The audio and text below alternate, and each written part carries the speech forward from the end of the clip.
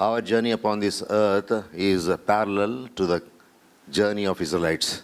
हमारी ज़िंदगी इस दुनिया में जो है इसराइलियों की ज़िंदगी उन दिनों में जो बयाबान में थी उससे पैरेलल है। Israel started their journey from Egypt, Israeli लोग मिस्रईम से अपना सफ़र शुरू किया था and their journey ended at Canaan, the promised land. और उनका सफ़र जो था कनान में मतलब मऊदा मुल्क में ख़त्म हुआ था। And our journey started on this earth, और हमारा सफ़र जो है इस ज़मीन पर शुरू हुआ है and it is going to end in the promised land, that is the heavenly Jerusalem. और हमारा ये सफ़र जो है मऊदा मुल्क हमारे लिए जो आसमानी यरूशलेम है वहाँ जाकर इख्तिताम तक पहुँचेगा। So every place they moved upon this earth, the Israelites' journey speaks of a certain spiritual truth.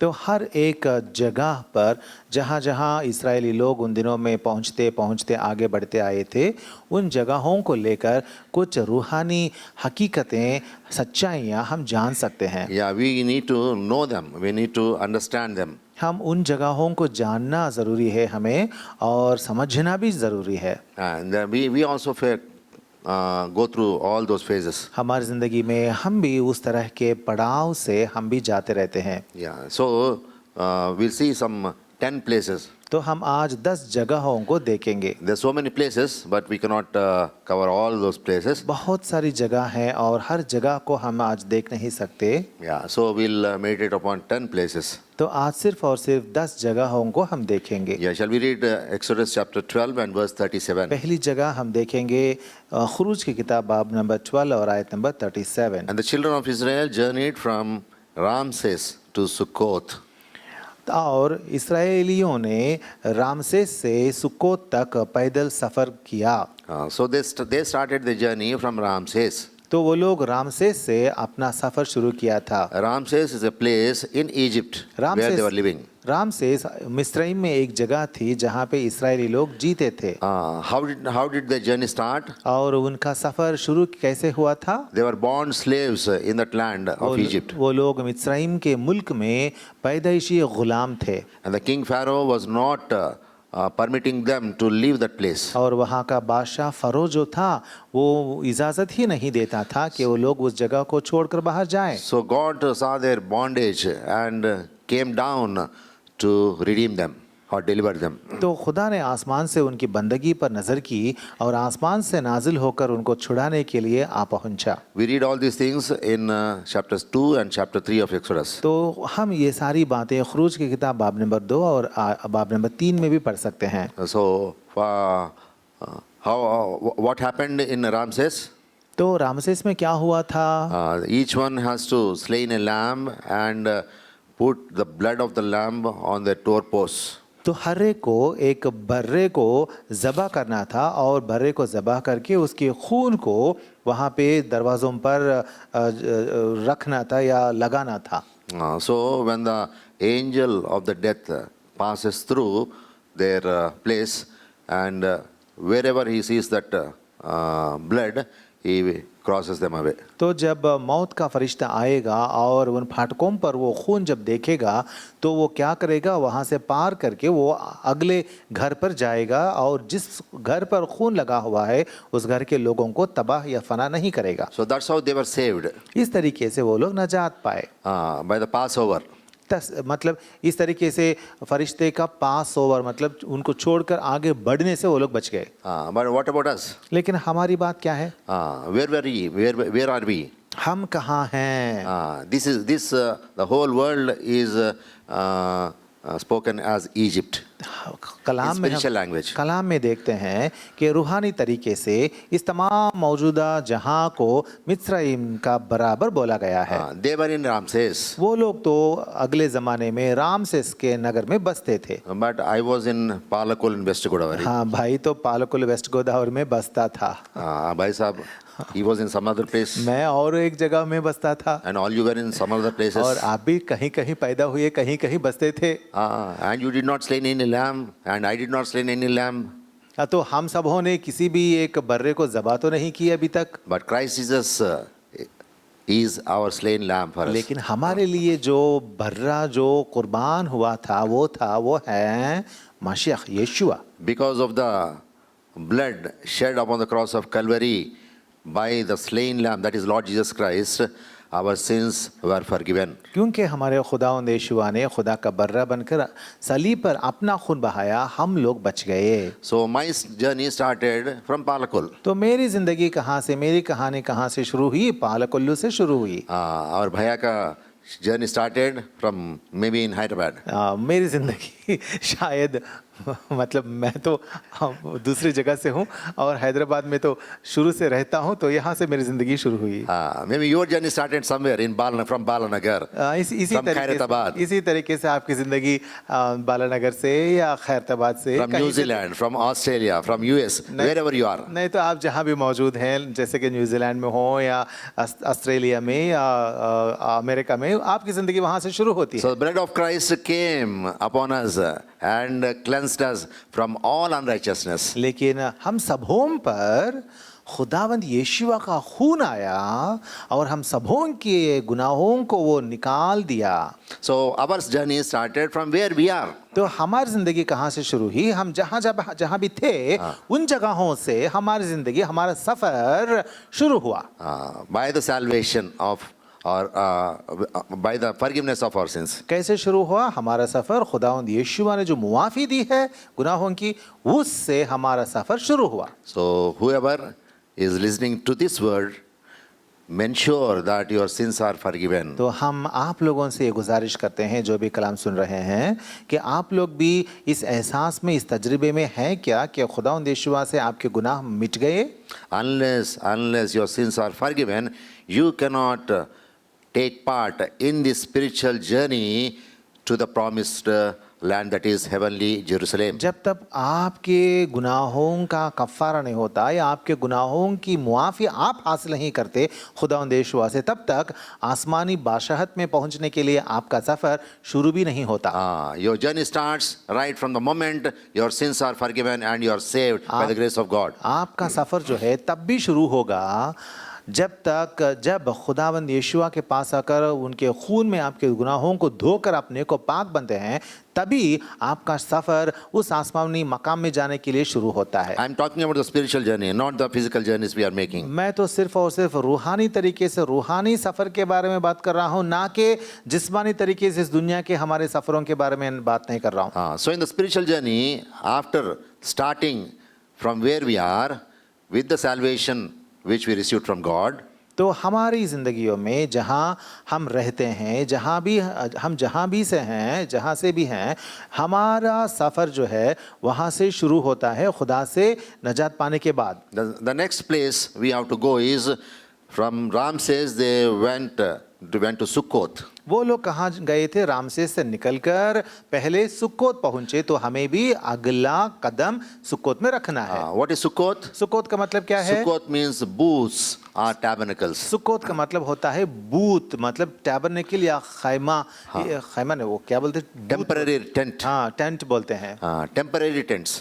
Temporary वक्ती टेंट जो होता है उनको। So we must come to an understanding that our life upon this earth is not permanent, it is a temporary life. तो हमें भी इस बात को जहन में रखना है और इस एहसास में आप पहुंचना है, इस तजर्बे में आना है कि हमारी ज़िंदगी भी इस दुनिया में एक टेम्पररी टेंट है या एक झोपड़ी, वक्ती झोपड़ी जैसी है। Our permanent residence is with God. लेकिन हमारा दायमी मकाम जो है हम वो है खुदा के साथ आसमानी बादशाहत में। John 14, 1, 2, 3, 4, we read that we have a mansion there in our father's house. यूहन्ना की खुशखबरी बाब नंबर 14 आयत नंबर 2 और 3 में लिखा हुआ है, खुदावंद यीशुआ ने खुद कहा कि मेरे खुदा के आसमान में बहुत सारे मकान हैं करके खुदावंद यीशुआ ने कहा। So that is our permanent residence. वो है हमारा दायमी मकान।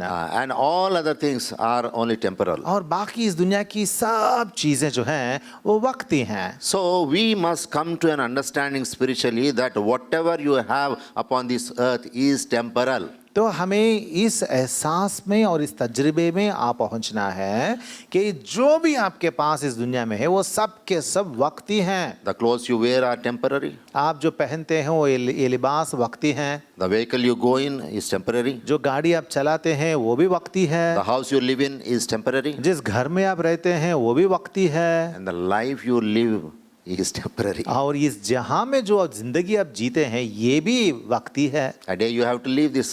क्योंकि एक दिन इस जहां में इस दुनिया को इस बदन को छोड़ना पड़ेगा। So our life upon this earth is temporary. We have to be mindful of that every time. तो हमारी जिंदगी इस जमीन पर वक्ती है।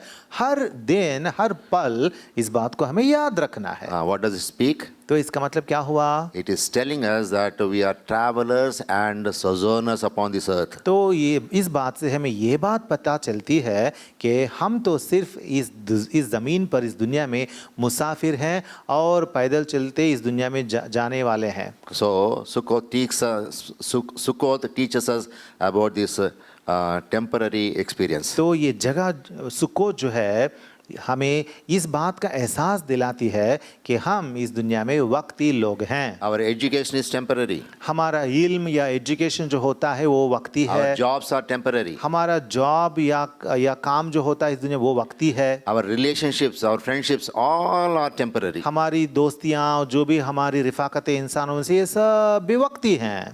That speaks that we should never get influenced by them. इसका मतलब क्या हुआ? इसका मतलब ये होता है कि उनका असर हम पर नहीं पड़ना चाहिए। So next we will go to the next stop. तो अगला स्टॉप क्या है? अगला मंजिल क्या है? 13:20, Exodus chapter 13 and verse 20. खुरूज 13 का 20। 13:20. 13 का 20। And they took their journey from Sukkot and encamped in Etham. और उन्होंने सुकोत से कूच करके बेयाबान के किनारे एताम में डेरा किया। The next place is Etham, spiritual place. अगला मकाम था एताम। What does Etham speak? एताम का मतलब क्या होता है? Etham means eternal, long-lived, enduring. एताम का मतलब होता है दायमी, हमेशा रहने वाली चीज।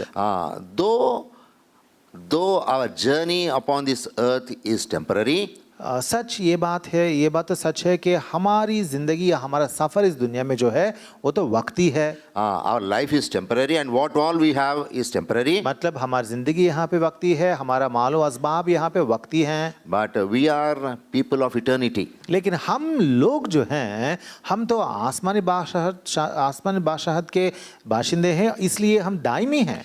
God gave us thus eternal life for all of us. और खुदा ने हम सबों को हमेशा की जिंदगी बख्शी है। For God so loved the world that he gave that whosoever believeth in him should not perish but have eternal life. क्योंकि खुदा ने इस दुनिया से ऐसे मोहब्बत रखी कि उसने अपने इकलौते बेटे को बख्श दिया ताकि जो कोई ईमान लाए वो हलाक ना हो बल्कि हमेशा की जिंदगी पाए। So we are people of eternity. तो हम कौन है? हम अबदी जिंदगी रखने वाले लोग हैं। We are long-lived people. हम हमेशा रहने वाले दायमी लोग हैं। Our life doesn't end here. हमारी जिंदगी यहाँ खत्म नहीं हो जाती। The death for a believer, for a child of God, is a promotion to eternity. एक यीशुई मोमिन की जिंदगी में अगर मौत आती है, वो मौत क्या है? अबदियत में जा पहुंचने का प्रमोशन है। Our life continues after death also. मतलब कहने का मतलब ये है कि हमारी जिंदगी मौत के बाद भी वहां पे आसमान में जारी रहती है। Death is just a sleep for a believer. एक यीशुई मोमिन के लिए मौत क्या है? सिर्फ एक नींद का बराबर है। So Etham speaks about that. We are people of eternity. तो ये ताम जगह जो है ये बात याद दिलाती है कि हम अबदियत के लोग हैं। So we should always put our minds on the things which are above, not on the things which are below, that is temporal things. इसीलिए हमेशा की जिंदगी रखने वाले लोग होने के नाते हमें हर बार दायमी चीजों पर आंखें उठाकर रखनी चाहिए, दुनियावी या वक्ती चीजों पर हमारी आंखें नहीं रखनी चाहिए। When we go with this understanding, जब हम हमारी जिंदगी के रूहानी सफर में इस येताम के एहसास या तजुर्बे के साथ जब आगे बढ़ेंगे, God will be with us as a pillar of cloud and a pillar of fire with us all through our journey. तो खुदा हमारे साथ रहेगा, हमारे पूर्ण सफ़र में खुदा हमारे साथ एक आग के एक सुतून जैसे या एक बादल के सुतून जैसे हमारे साथ रहते आएगा। In 21st verse we read that, and the Lord went before them by day in a pillar of a cloud to lead them the way, and by night in a pillar of fire to give them light, to go by day and night. Verse. The next verse, 21. 13, 20 we have read about 13. Sukkot and Etham, and 21. 13 की 21। और यहोवा उनको दिन को रास्ता दिखाने के लिए बादल के सुतून में और रात को रोशनी देने के लिए आग के सुतून में होकर उनके आगे आगे चला करता था। What are these two pillars? ये दो सुतून क्या हैं? In harsh moments, in difficult moments, he will be as a pillar of cloud upon us. जब जिंदगी में पस्ती या तंगी होती है, उस तंगी की हालत में खुदा हमारे ऊपर हमारे ऊपर एक बादल का सुतून बनकर छाया रहेगा। Giving us rest, comforting us in every moment. मतलब उस तंगी की हालत में हमें तसल्ली और आरामदेह खुदा बनकर हमारे लिए रहेगा। In times of confusion or when we don't know where to go, what to do, and we are really our minds go blank, he'll be a pillar of fire upon us. जब हम तशविश में पड़ जाएंगे और जब हम परेशान हो जाते रहेंगे तो हमारी परेशानियों में वो हमारे लिए एक आग का सुतून बनकर हमारे ऊपर रहेगा। What does that mean? उसका मतलब क्या है? He throws light in our darkest ways of journey. हमारी जिंदगी में जब हम तारीकी से गुजरते हैं, परेशानियों से गुजरते हैं, तो वो हमें उस तारीकी में अपनी रोशनी देते रहेगा। So we must have faith in him to move forward. इसीलिए आगे बढ़ने के लिए हमेशा उस पर हमारा ईमान धरते हुए हमें आगे बढ़ना है। And the fourth mazli is 14:1. और अगला मंजिल है First is Ramses, पहला तो second is Sukkot, third one is Etham, and fourth one is, now we are reading 14:1. पहली जगह थी रामसेस। वो लोग मतलब रामसेस से शुरू हुए थे, उसके बाद सुकोत को आए थे, उसके बाद एताम को आए थे, अब नई जगह पे आए हैं।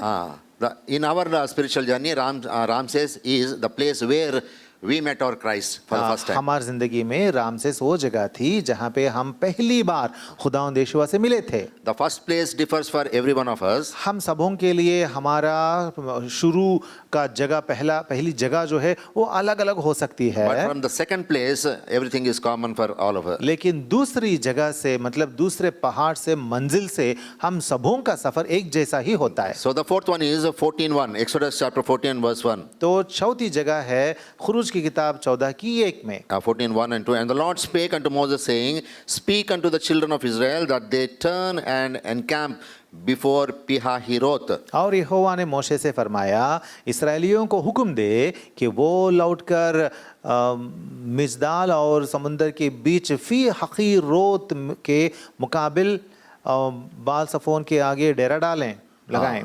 This Pihahiroth means, the Pihahiroth meaning is mouth of gorges. तो यहाँ पे फी हकीरोत जो है इसका मतलब होता है Mouth of gorge. हाँ, गॉर्जस जो होते हैं या A steep valley between the hills. मतलब वादी जो होते हैं, वादियों का ये शुरुआत जो होता है वो। हाँ, so spiritual walk of life, we will go through certain experiences which are like this mouth of gorge or Pihahiroth.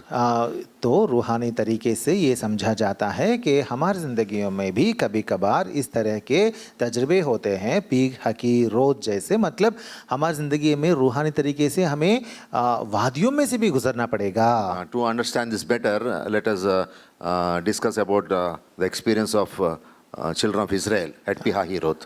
पीहाहीरोत में क्या हुआ है उसको जानने से उससे हमें पता चलेगा और हमारी जिंदगी में पीहाहीरोत क्या होता है। Lord brought them to that place Pihahiroth. खुदा ने पीहाहीरोत में उन लोगों को लाया। And to go forward, Red Sea was there as an obstacle. आगे क्या था? बहरे कुल्ज़ुम था, लाल समुंदर था। and they cannot go through it. वो लोग उसको पार कर नहीं सकते थे And from back, the army of Egypt was coming upon them. और पीछे मुड़े तो पीछे मिस्रईम का जो लश्कर या सेना जो था वो लोग पीछे कर रहे थे। So caught in between, तो इन दोनों के बीच में वो लोग अटक गए थे। they cannot escape. अब कहीं भी वो लोग एस्केप नहीं कर सकते थे। Those are like the two great walls, and they are in the valley. और ऐसा लगता है कि पीछे और आगे बहुत बड़ी दीवारें हैं और वो लोग बीच में अब एक वादी में फंस गए हैं। And from the back, the Egyptian army was coming, और पीछे देखे तो फरौन का लश्कर है and in the front, that Red Sea was there. और आगे बहरे कुलजुम था। They cannot go anywhere. और अब ये लोग कहीं भी और नहीं जा सकते थे। Sometimes we also go through this phase of life. कभी कभार हम भी हमारी जिंदगियों में भी इस तरह की हालत से गुजरते हैं। We cannot escape certain things. हम कहीं भी एस्केप नहीं कर नहीं सकते हैं कुछ चीज़ों में। We think that everything is gone. हम समझते हैं कि अब मैं कहीं नहीं भाग सकता हूँ, सब कुछ खत्म हो गया। So let me give up. मैं अब दे दूंगा, अब हाथ ऊपर कर दूंगा। No, this is not possible with अब me. मुझसे नहीं होता भाई। We don't remember that he is with us. उस वक्त हम ये याद नहीं करते हैं कि वो हमारे साथ है। And he is the reason for us to be there in that Pihahirot. तो वही वजह है जिस वजह से हम पी हकीरोत तक पहुंचे हैं। Who has brought them to that place, Pihahirot? इस्राएलियों को पी हकीरोत तक किसने लाया था? God himself brought them. खुदा ने ही उनको छुड़ा कर लाया था। Did God know that there is a Red Sea before them? क्या खुदा को यह बात पता नहीं थी कि आगे जाने से उन लोगों के सामने रेड सी बहरे कुलजुम आता है? Did God know that Pharaoh, the army of Pharaoh will come and kill these children of Israel? क्या खुदा को यह बात पता नहीं थी कि फरो का लश्कर जो है, सेना जो है, वो लोग आएंगे पीछा करते हुए इन लोगों को मारने के लिए? God knows everything. खुदा को सब कुछ पता था। But God wanted to prove that He is the true God. लेकिन खुदा ये इस बात को उन लोगों के सामने पेश करना चाहता था कि वो खुदा जो उनका है वो उनका फिक्र करने वाला है। And an almighty God, nothing is impossible to him. और वो कादर मुतलक है और उसके लिए कुछ भी मुश्किल नहीं है। So we should not murmur as the children of Israel murmured there. इसीलिए हमें इस्राएली लोग जिस तरीके से वहाँ पे बुड़बुड़ाने लगे, हमें ऐसा नहीं करना चाहिए। They took stones to kill Moses. We shouldn't do all such things. उस वक्त उन्होंने क्या किया था? इस्राएलियों ने पत्थर उठाए मोशे को संसार करने के लिए। हमें तो ऐसा नहीं करना चाहिए। I'll give you a small example. मैं तो एक छोटा सा तमसील दूंगा। Once I was in a family, I was visiting them. मैं एक बार एक घराने को देखने के लिए गया था। And suddenly that their daughter came and said that tomorrow we have to pay 1 lakh rupees fees. तो अचानक उनकी बेटी आई थी मेरे पास और मुझसे कहने लगी कि कल के दिन मुझे 1 लाख रुपए फीस भरना है। And this father became confused. तब वो वाली साहब जो थे वो बहुत कंफ्यूज हो गए थे, हैरान हो गए थे। He became turbulent. बहुत हैरान हो गए थे। He started scolding his wife. तो अपनी बीवी जो थी उनको गाली देने लगे, मतलब झिड़कने लगे। I told you that let us not have children. We cannot bring them up, but you didn't listen. तो उसने बीवी से कहा, मैंने कहा था ना कि हमें बच्चे नहीं चाहिए, हम उसकी परवरिश कर नहीं पाएंगे, तू सुनी नहीं। I told you that let us join them in a small school. You said let us join them in that school. देखो मैं तुझसे कहा था ना कि हम उसको छोटा सा स्कूल में ज्वाइन करेंगे, लेकिन तू मेरी बात सुनी नहीं। So much was going between them. और मेरे ही सामने ये सब कुछ उनके दरमियान चल रहा था। This is what happened there also. This is Pihahirot experience. ये है पी हकीरोत तजरिबा। यही इसी हालत, इस तरह की हालत वहाँ भी हुई थी। I know a young girl also. मुझे एक कमसिन लड़की याद है। She also says that every time. वो भी हमेशा ये बात कहती रहती है। Uncle, I was born into a wrong family.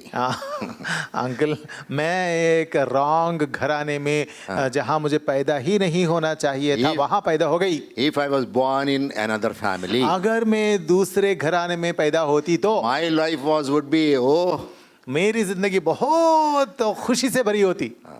These are all the Pihahiroth experiences. ये सब जो है ये पी हकीरोत तजर्बे हैं। We should not feel like that. हमें ऐसा सोचना नहीं चाहिए। It is God who is over you. याद रखना चाहिए कि हमारे ऊपर हमारे खुदावंद हैं। He has shapen you on his hand. He has graven you on his hand. उसने अपने हाथों के ऊपर अपने हथेलियों पर ये आपको लिखा, आपको रचा है। He loves you. He gave himself for you. वो आपसे बहुत निहायत मोहब्बत करता है और अपने आप को आपके वजह से दे दिया है। Doesn't he know that you require all these things? क्या उसको पता नहीं था कि आपको ये सब की जरूरत पड़ती है? Yeah, he wants to prove in your life. That's why he brings us into the experience of वो Pihahiroth. अपने आप को आपकी जिंदगियों में प्रूव करना चाहता है, इसीलिए पी हकीरोत जैसे तजर्बे में लाता है। So what happened there? वहां पे क्या हुआ था? The Egyptian army was completely drowned, and it was not. No one could escape. वहां क्या हुआ था? पीछे से जो फरो का लश्कर आ रहा था, वो सब के सब लोग बहरे कुलजुम में, लाल समुद्र में डूब कर मरे, एक भी बच नहीं पाया। And the Red Sea parted, and these people could easily walk over. और उससे पहले क्या हुआ था? ये लाल समुंदर खुल गया और सूखे जमीन पर इस्राएली लोग सब के सब पार चले गए। So this speaks of the faith we must have in our God. तो इस जगह से हम हमारा ईमान जो है, जो हमें हमारे खुदा पर होना चाहिए, कैसा मजबूत होना चाहिए, हम जानते हैं। He's not taking us to make us feel ashamed of anything. वो हमें कभी भी उस तरह की हालतों में से नहीं ले जाएगा जहां हमें खुदा को लेकर शर्मिंदगी महसूस करना पड़े। He is our glory and the lifter of our head. वो हमारा खुदा जो है वो कादिर मुतलक है, हमारे जलाल वर खुदा है, हमारा सरफराज करने वाला है। So the next experience after Pihahiroth is the Red Sea experience. तो पी हकीरोत के बाद जो तजर्बा है, पड़ाव है, मंजिल है, वो है लाल समुंदर का तजर्बा। The Red Sea speaks of the baptism of a believer. बहरे कुलज़म या लाल समुंदर जो है उसका मतलब होता है हर एक यीशुई मोमिन का बपतिस्मा। Both sides, the walls of water were there. हाँ, जब वो लाल समुंदर फट गया, खुल गया, तो आजू बाजू क्या था?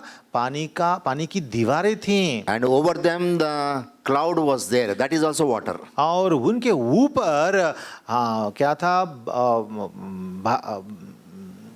बादल था, और बादल में क्या होता है? पानी ही होता है। So through that water they walked out. तो वो लोग क्या किए? इस तरीके से पानी के बीच में से निकलकर गुजरे। That speaks of their baptism. तो ये होता है बपतिस्मा। What is the experience of baptism? बपतिस्मा का तजुर्बा का मतलब क्या होता है? Complete separation from Egypt. Egypt या मिस्रईम जो है उससे बिल्कुल जुदा हो जाना। Whatever they were mixed with the people of Egypt, they were completely separated there. मिस्रईम के लोगों से उनकी रिफाकत या फेलोशिप या जो भी है वो सब कुछ लाल समुद्र में जाते ही मिस्रईम डूब गया और ये लोग बच गए, मिस्रईम से जुदा हो गए। We also must be mindful of our baptism. हमें भी हमारे बपतिस्मा को याद रखना चाहिए। Once we are baptized, एक बार जब हम बपतिस्मा में गवाही दे दिए, we must leave all our old past friendships, fellowship, everything. हमारा पुराना दोस्ताना जो है, दोस्तियां जो हैं, सब कुछ दुनिया की सब चीजों को छोड़ देनी चाहिए। So that is the fourth one, and the fifth one, Red Sea experience. ये है पांचवा एहसास है, तजुर्बा, बहरे कुलज़ुम का तजुर्बा। Sixth one is 15:22. छठी बात होती है Exodus 15:22. खुरूज की किताब 15:22। So Moses brought Israel from the Red Sea, and they went out into the wilderness of Shur, and they went 3 days in the wilderness and found no water. फिर मोशे इस्राएलियों को बहरे कुलज़ुम से आगे ले गया और वो शोर के बियाबान में आए और बियाबान में चलते हुए 3 दिन तक उनको कोई पानी का चश्मा ना मिला। Wilderness speaks of an experience when you feel that you are alone, nobody is with you, बियाबान का everybody has left you. बियाबान से ये एहसास हमें मिलता है, ये तजुर्बा हमें मिलता है कि हम अकेले हैं। बियाबान में कोई नहीं मिलते ना, इस तरीके से हम भी अकेले हैं, कोई हमारे साथ नहीं। Truly speaking, people will be around you. Your husband will be there, your children will be there, your colleagues will be there, but still you feel that you are alone. मतलब कहने का मतलब ये है कि शायद आपके इर्द गिर्द आपके घराने के लोग हैं, आपके बाल बच्चे हैं, शौहर हैं, बीवी हैं, माँ हैं, बाप हैं, सब हैं, कोलीग्स हैं, लेकिन इतने सारे लोगों के आपके इर्द गिर्द रहने के बावजूद भी आप अकेलेपन कभी-कभी महसूस करते हैं। Why did God take them through that wilderness of Shur? खुदा इन लोगों को शूर के बयाबान से इन लोगों को क्यों गुजारते ले गया? This wilderness of Shur is just for 3 days only. और ये शूर का बयाबान जो है उसमें वो लोग 3 दिन रहे बस। Just a short time. मतलब बहुत कम वक्त वहां रहे। Why? क्यों? Why? Because God wants us to depend upon Him. क्योंकि खुदा चाहता है कि हम उस वक्त खुदा पर मुबनी रहें। Because according to John 15:5, without Him we can do nothing. क्योंकि यूहन्ना की खुशखबरी 15:3 के मुताबिक खुदा यीशु के बगैर हम कुछ नहीं कर सकते। We have to depend upon Him. हमें हमेशा खुदा यीशु पर ही इन्हिसार करना है। In Isaiah 26:3, we read that whoever leans on Him, God keeps him in perfect peace. Asia की किताब में हम पढ़ते हैं कि जो कोई खुदावंद यीशु पर इन्हिसार करते हैं, डिपेंड करते हैं, मुबनी रहते हैं, उन लोगों को वो पूर्ण इत्मीनान बख्शेगा। So to teach us to lean upon Him, God allows the wilderness of Shur in our life. तो हमें ये बात सिखाने के लिए कि हमें खुदा पर मुबनी रहना चाहिए, इन्हिसार करना चाहिए, खुदा हमें शोर के तजर्बे से ले जाता है। And from there they went to the 7th place is Mara. तो वहाँ से 7वीं जगह थी मारा। Verse 23, and when they came to Mara, they could not drink of the waters of Mara, for they were bitter. Therefore the name of it was called Mara. 23, और जब वो मारा में आए तो मारा का पानी पी ना सके क्योंकि वो कड़वा था, इसलिए उस जगह का नाम मारा पड़ गया।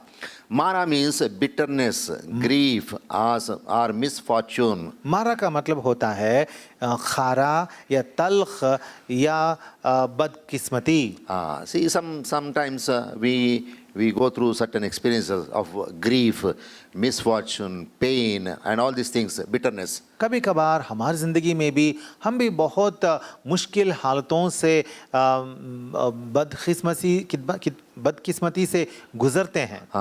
What is that bitterness? ये तलखी क्या होता है? We think something of ourselves and something else happens. हम हमारे बारे में कुछ और सोचते हैं लेकिन होता है कुछ और। So we become bitter. इसीलिए हमारे अंदर ये तल्खपन पैदा होता We है। are filled with grief, sorrow. हम गम से भर जाते हैं। There, God is teaching us a lesson. वहाँ पे खुदा हमें एक लेसन या सबक सिखाता है।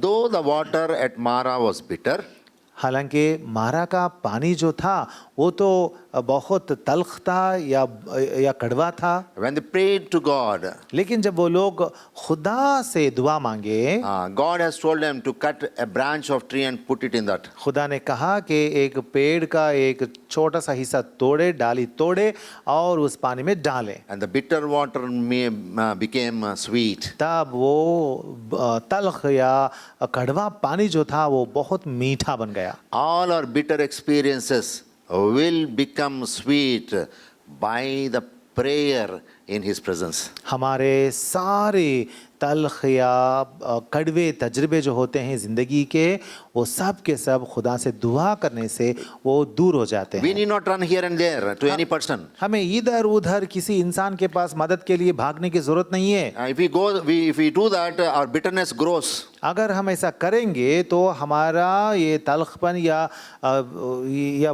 कड़वापन जो है वो बढ़ते ही जाएगा। We should just kneel down and pray, cry to God, Lord, I'm having this bitter experience in my life. हमें तो सिर्फ खुदा के सामने गिरना चाहिए और खुदा से दुआ करना चाहिए कि ए खुदा ये बहुत मुश्किल तल्ख हालत में हूँ, मदद कर। Thou art the tree who can make my bitterness into sweetness. तू ही वो दरख्त है जो मेरी जिंदगी में ये तल्खपन या कड़वापन जो है इसे मीठापन में बदल सकता है। And all that bitter water became sweet.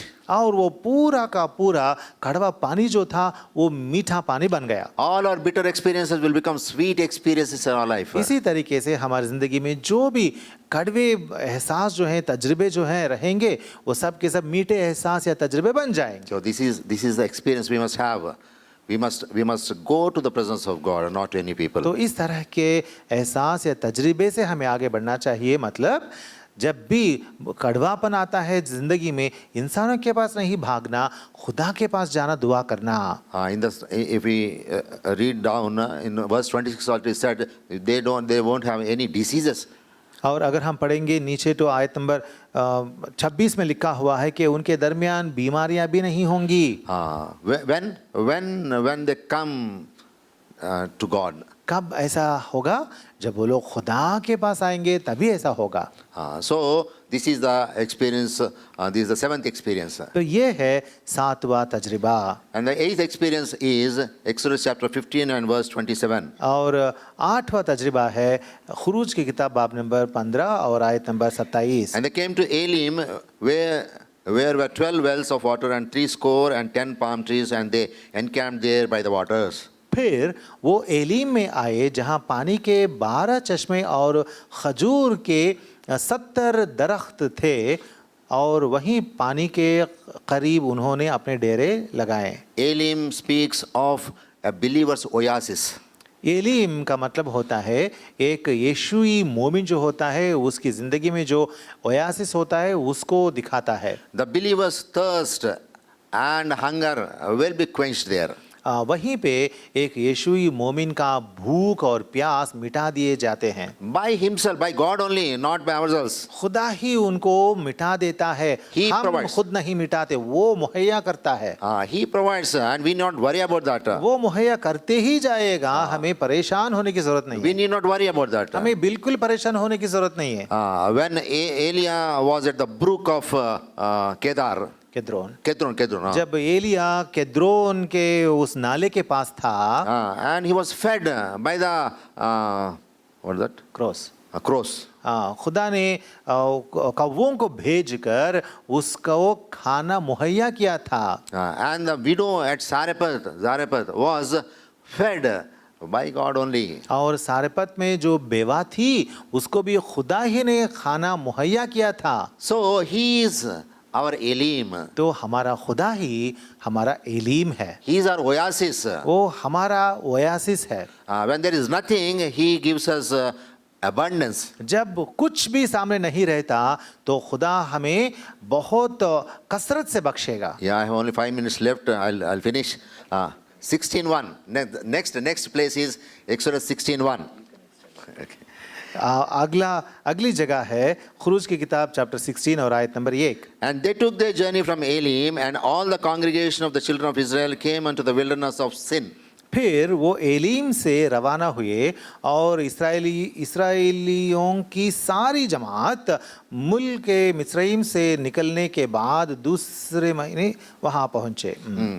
Wherever the wilderness comes in our spiritual journey, it speaks of a test of faith. जहाँ भी बयाबान का जिक्र होगा इसका मतलब होता है रूहानी तरीके से एक आजमाइश की जगह होती है वो।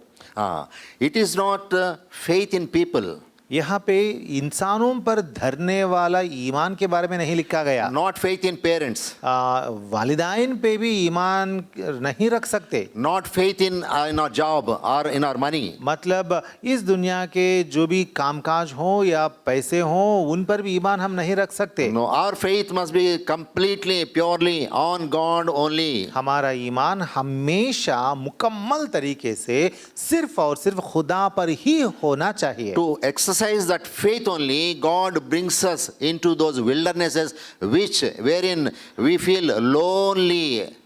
और इसीलिए उस ईमान के वास्ते ही खुदा हमें बयाबानुम के एहसास से तजुर्बे से निकाल के ले जाता है ताकि हम अपने आप को अकेला पाएं। We may be wanting some financial help. शायद हमें कुछ तरह का फाइनेंशियल हेल्प की ज़रूरत पड़ती है। We may be having a brother who can support us financially. शायद हमारे लिए एक भाई हो जो हमें फाइनेंशियली सपोर्ट कर सकता Or है। parents who are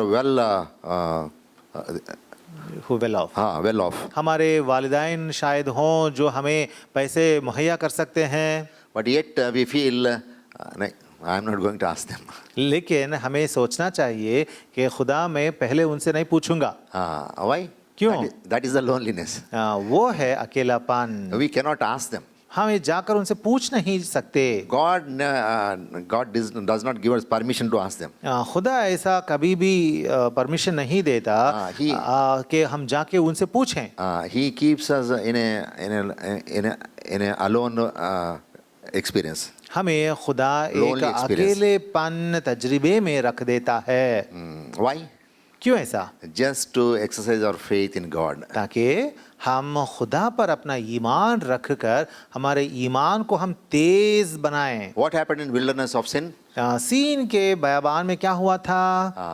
They started murmuring for their food. वो लोग खाने के लिए, खुराक के लिए बुड़बुड़ाने लगे। We don't have food here. यहाँ पे हमें खाना नहीं मिल रहा है, बताए। You have brought us here to kill us. उन्होंने कहा कि आपने मोशे हमें यहाँ इस बयाबान में हमें मारने के लिए ले आया करके झड़कने लगे। There Moses was taking them, but here God Himself is taking us. उन दिनों में मोशे उनको आगे ले जा रहा था, लेकिन हमारी जिंदगियों में हमारा खुदावन हमें आगे ले जा रहे हैं। God never takes us to kill us. खुदा हमें कभी भी मारने के लिए, हमारा कत्ल करने के लिए आगे नहीं ले जाता। God is taking us to a promised land. खुदा हमें एक मौदा मुल्क में पहुंचने के लिए ले जा रहा है। So here we learn that we should never murmur against God. तो हमें अब ये बात जानना है कि हमें कभी भी हमारे खुदा के आगे बुड़बुड़ाना नहीं चाहिए। Murmuring is not at all a pleasing thing in the sight of God. बुड़बुड़ाना जो होता है वो खुदा की नजर निगाह में कभी भी पसंदीदा नहीं है। Because they murmured against God in that wilderness of sin, many were killed. क्योंकि उन दिनों में वो लोग सीन के उस बियाबान में खुदा के खिलाफ बुड़बुड़ाने लगे, इसी वास्ते बहुत सारे लोग वहाँ ख़त्म हो गए। 1 Corinthians in chapter 10 we read about them. पहले कुरिन्थियों की किताब बाब नंबर 10 में उनके बारे में हम वहाँ पढ़ते भी हैं। Those who murmured, they were killed there. बहुत सारे लोग जो बुड़बुड़ाने लगे वो लोग वहाँ ख़त्म हो गए। We need not murmur, but we can just ask. इसीलिए हमें क्या करना चाहिए? बुड़बुड़ाना की जरूरत नहीं, लेकिन हमें पूछना है। He gave us a right to become the sons and daughters of God. खुदा ने क्या किया था? हम सबों को उसके लेपालक बच्चे, लड़के लड़कियां होने का इख्तियार दी। We have the right to ask Him. He is our Father, Heavenly Father. We are His children. हमें एक इख्तियार है, इसीलिए हम आसमानी खुदा के बच्चे होने के नाते हम पूछ सकते हैं, मांग सकते हैं। We can ask Him, Lord, I don't have this. Please provide this. हम उससे मांग सकते हैं कि ऐ मेरे खुदावन, मुझे ये नहीं है, मुझे दे दीजिए। So when they murmured, तो इस तरीके से जब वो लोग बुड़बुड़ाने लगे, when they could not depend upon God with their faith, जब वो लोग अपने ईमान पर कायम नहीं रहे, खुदा पर ईमान नहीं रख पाए, God has provided them with manna and that meat also. तब खुदा ने लोगों को मन्ना बरसाया और उनको खाने के लिए गोश्त भी दिया। But the anger of God kindled against them. लेकिन खुदा का गजब जो है, कहर जो है, उन पर आने लगा। Same thing with us. हमारी जिंदगियों में भी ऐसा ही हो सकता है। We should not murmur against God. We can ask God. हमें खुदा के खिलाफ बुड़बुड़ाना नहीं चाहिए कभी भी, लेकिन उसे मांगना चाहिए। God, I want this. God, I want that. ए खुदा मुझे ये चाहिए, ए मेरा खुदा मुझे वो चाहिए। He's a provider. He provides. वो मुहैया करने वाला है, हमारे लिए हर जरूरत का मुहैया करेगा। So we must learn this तो इस बात को हमें जानना सीखना चाहिए। Wilderness of sin reminds us of that we should not murmur against God. Sin का बयाबान जो है वो हमें सिखाता है कि हमें खुदा के खिलाफ बुड़बुड़ाना मना है। He provides whatever we want. हमें जो भी चाहिए वो मुहैया करेगा। He can get it in his way. और जो भी हमें देना है वो खुदा अपने तरीके से हमें मुहैया करेगा। The next one, the last one now we are seeing is chapter 17 and verse 1. और आखिरी जगह है खुरूज की किताब आयत बाब नंबर 17 और आयत number 1। Actually, this is not the last place in their journey, but today for our discussion, this is our last place. कहने का मतलब ये है कि उनके सफ़र में ये आखिरी जगह नहीं थी, लेकिन हमारे लिए आज के मुताला के लिए हम आखिरी जगह करके इसको देख रहे हैं। Yeah, the 10th place in the journey is 17:1. And all the congregation of the children of Israel journeyed from the wilderness of sin after their journeys according to the commandment of the Lord and pitched in Rephidim, and there was no water for the people to drink. 10वीं जगह खुरूज की किताब बाब number 17 और आयत number 1। फिर इस्राएलियों की सारी जमात सीन के बयाबान से चली और यहोवा के हुक्म के मुताबिक सफ़र करती हुई रफीदीम में आकर डेरा किया। वहाँ उन लोगों के पीने को पानी ना मिला।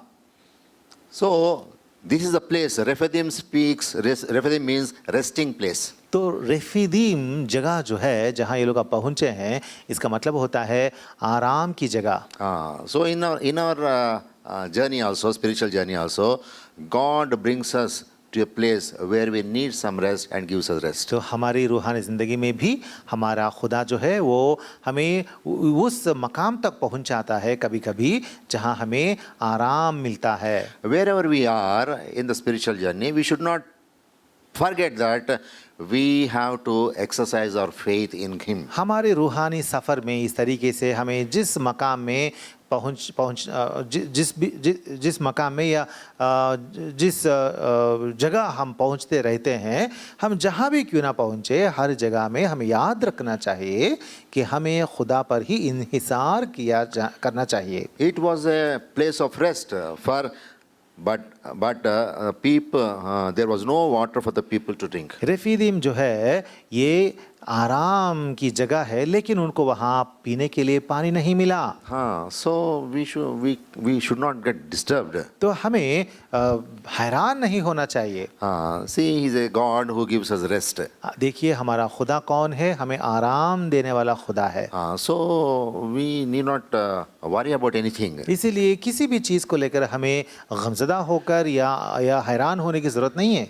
But the people of Israel rebelled against God at this place. लेकिन क्या हुआ था इस जगह में, इस्राएली लोगों ने खुदा से बगावत करने लगे। They argued with Him. खुदा से वो लोग हुज्जत करने लगे। They had strife with God. खुदा से लड़ने लगे। So that place was given Massa and Meriba, two names. इसीलिए उस जगह को मस्सा और मेरीबा करके दो नाम भी दिए गए। Massa means proof. मस्सा का मतलब होता है proof, and Meriba means strife. मेरीबा का मतलब होता है झगड़ा। So there the people of Israel, though they were brought to a place of rest, यहाँ पे इस्राएली लोगों को खुदा ने आराम की जगह तक क्यों ना पहुँचाया, बल्कि they could not trust in Him. वो लोग खुदा पर ईमान नहीं रख पाए। They could not listen to His words. खुदा की आवाज़ को वो लोग सुन नहीं सके। They did not think that their God is a sufficient God. वो लोग इस बात पर कायम नहीं रहे, टिके नहीं रहे कि उनका खुदा जो है वो काफ़ी है उनके लिए। He can provide them water. उनके लिए पानी वो मुहैया कर सकता है। Because in the previous experience where they were in the wilderness of sin, God had provided them food and meat also. क्योंकि इससे पहले की मंजिल जो थी, मतलब सीन का बयाबान जो था, वहाँ पे खुदा ने उनके लिए पानी दिया था और खाना दिया था। Suppose you go to anybody's house for dinner. मसलन सोचिए कि आप किसी के घर खाने के लिए जाते हैं, So what happens? They give you food and they give you meat and everything. सोचिए कि वो लोग क्या करते हैं, आपको खाना परोसते हैं और खाने के लिए अच्छा सा गोश्त देते हैं, And when you are eating, और बीच में अगर आप खाते रहे and before you ask them, what do they do? और खाते वक्त पूछने से पहले वो लोग क्या करते हैं, They serve you water also. पानी भी वहां लगाते हैं पीने के They लिए। know that you require water. उनको पता है भाई कि आपको खाने के दरमियान पानी की जरूरत पड़ती है। You need not quarrel with them. उसके लिए उनसे झगड़ने की जरूरत तो नहीं पड़ती ना। Hey, what type of people you are? अरे लोग आप किस तरह के लोग हैं, You don't know to give water also? खाने के वक्त पानी देना पड़ता है, इतना भी आपको पता नहीं। This is how the people of Israel were behaving. इस तरीके से ये लोग इस्राएली लोग खुदा से झगड़ने लगे। God gave them meat, God gave them food. खुदा ने उनको खाने के लिए खाना दिया और गोश्त भी दिया, And then they need the water. और उसके बाद उनको पानी की जरूरत तो पड़ती ही है ना। So he brought them to that place, Rephidim, where there is that mountain of Horeb. और Mount of Horeb. इसीलिए खुदा ने उनको रेफीदीम नाम के उस जगह में लाया जहाँ पे होरेब का पहाड़ भी था। That rock of Horeb, it is written. Horeb का वो चट्टान था। So there God wanted to give them water. यहाँ पे वहाँ पे खुदा उनको पानी देना चाहता था। Before he gave them, these people started और arguing with God. खुदा जब पानी देने ही वाला था, खुदा के देने से पहले ही खुदा से झगड़ने लगे। Sometimes we become so anxious. कभी कभार हम इतने परेशान हो जाते हैं। What we need in the month of October, we start preparing now. हमें अक्टूबर के माह में जिस चीज की जरूरत पड़ती है उसके लिए अभी से परेशान होते हैं। If we do not have now, अब वो चीज नहीं मिली अभी। here a small girl is sitting in front of me. यहाँ मेरे सामने एक छोटी कमसिन बच्ची है। Suppose we think her birthday is in October. सोचिए कि हम तो अभी मार्च में हैं, अगर उसका बर्थडे अक्टूबर में है, Now she starts. अगर मार्च से वो शुरू करेगी, Now bring my dress. अभी मेरा ड्रेस खरीद के दिखाओ, You have to buy now only. अभी मेरे लिए खरीद के लाओ। अरे your birthday is in October. अरे तुम्हारा बर्थडे तो अक्टूबर में है, So many months are there. अभी बीच में बहुत सारे माह हैं। You can buy a latest dress. हाँ, और अक्टूबर में एक नया ड्रेस No, no, खरीद no, सकते no, हैं। no, no. Now I need the dress. वो कहती है ना ना ना नहीं चलेगा, मुझे अभी चाहिए, You buy and show me. मुझे खरीद के दिखा भी चाहिए। This is the attitude sometimes we as children of God have. कभी कभार हम खुदा के बच्चे होने के नाते भी इस तरह का रवैया दिखाते हैं। So when God gave them food and meat, जब खुदा खाने के लिए खाना और गोश्त भी देता है, certainly He will provide them water also. तो जरूर वो पानी भी उनको मुहैया करेगा ना। Before God provided, these people became anxious. खुदा देने से पहले ही वो लोग हैरान हो गए। That is the reason God has what do you call it?